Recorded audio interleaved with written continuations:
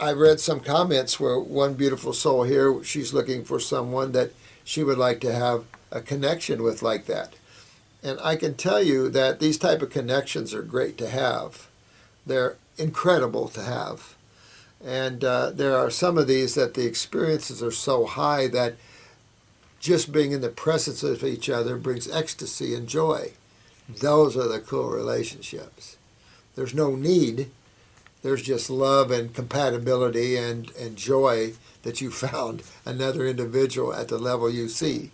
That's not easy, not in a world like this. And so it is much difficult to deal with that. You'll have to deal with that in your own relationship, but I will say this, don't try to change him. Change yourself. Work on yourself to be healthier and stronger and open up. If that soul chooses to follow and open up, then it will. Sometimes when you push on a door and it doesn't want to open, don't make it open. I've learned this so much through the years, is that if I start to open a door and it doesn't want to open, I let go and go down another door. Because I pushed so hard and made the doors open that I realized, oh, God had that door closed for a reason, and now I super regret opening it. You know, and it was like, okay, these are your spiritual lessons as you go along here. You don't have to push anything. Just be. Always be in the presence. Always be in the now. And then you are hooked to the highest consciousness you can. And you just keep surrendering, or like the Way of Truth, or the Sufis use the word God absorption. I just love that analogy. Because basically living in the now is God absorption. And it really spells out what you have to do to have that experience.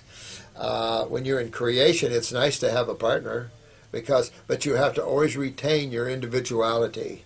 You must always retain your sense of self and that awareness of the now. If you lose that, then you're lost again.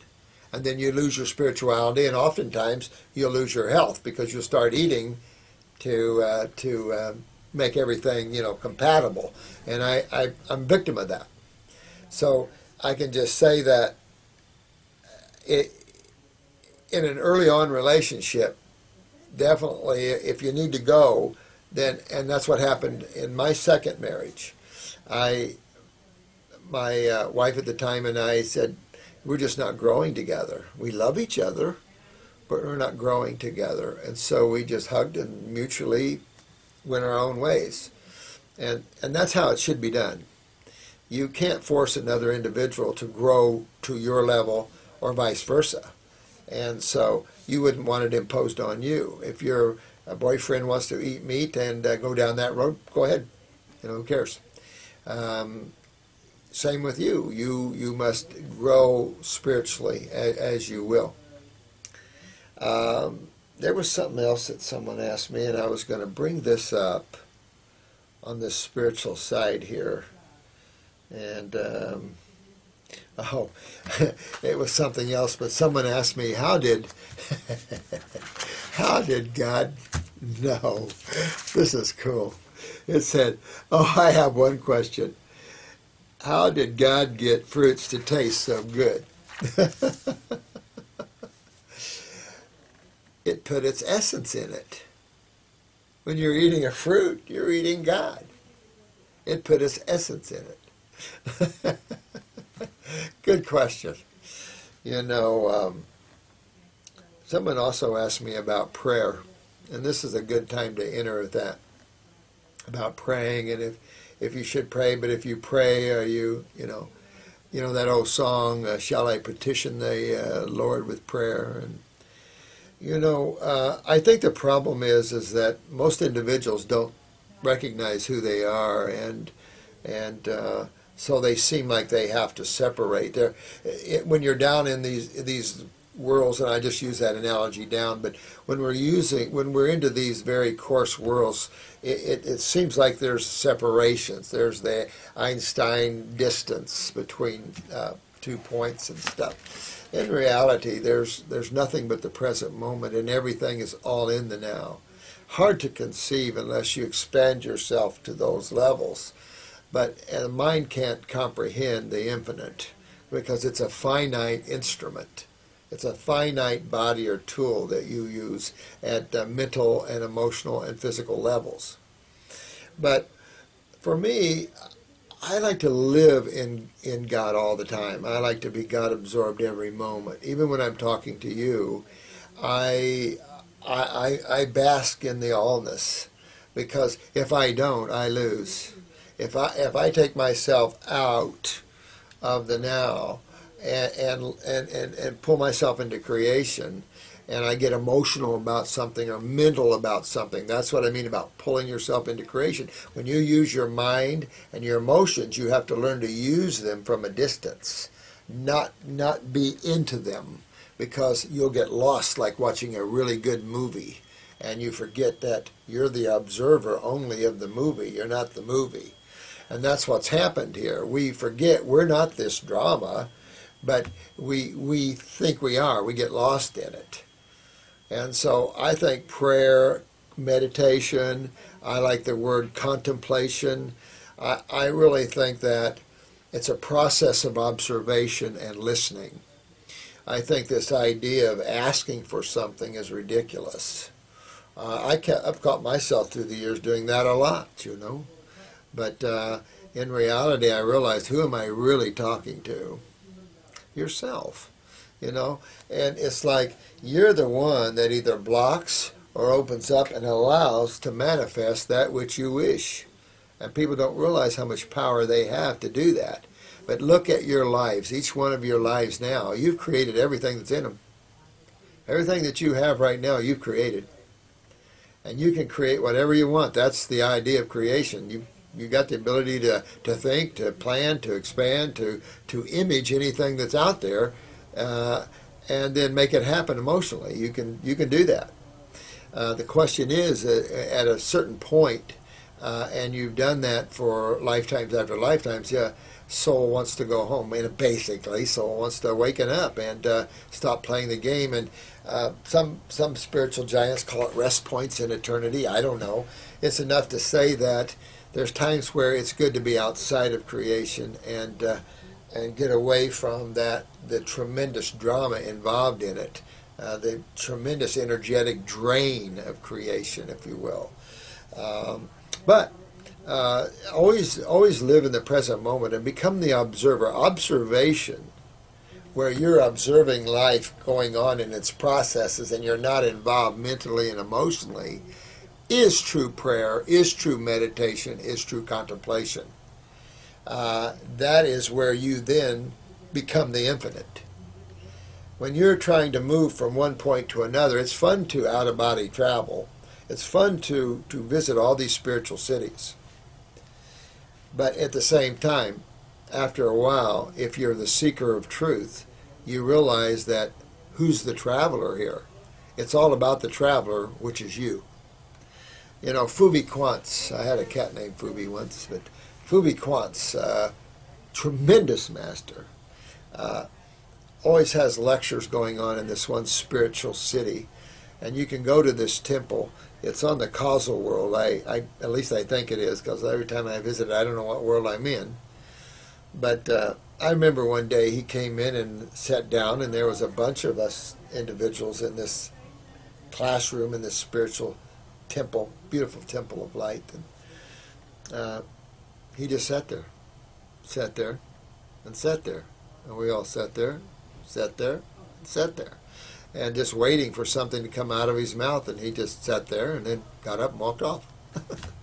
And it was like, oh, you know, sometimes in the silence, sometimes in the quietness of the now, all can be understood.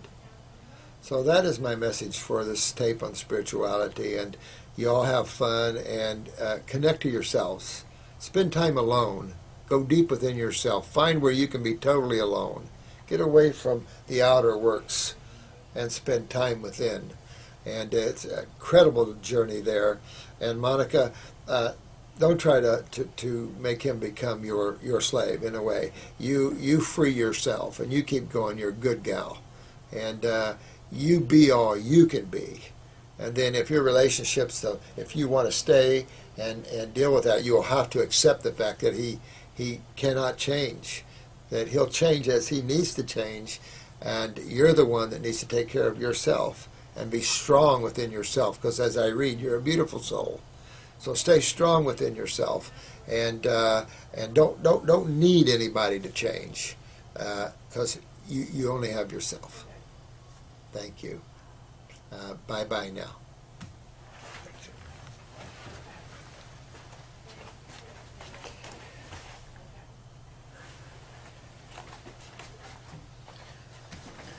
Well, I think that we can keep recording. So what I'm going to do, I've got 20 minutes, and hello again. Chris is going to separate that spirituality with the question and answers.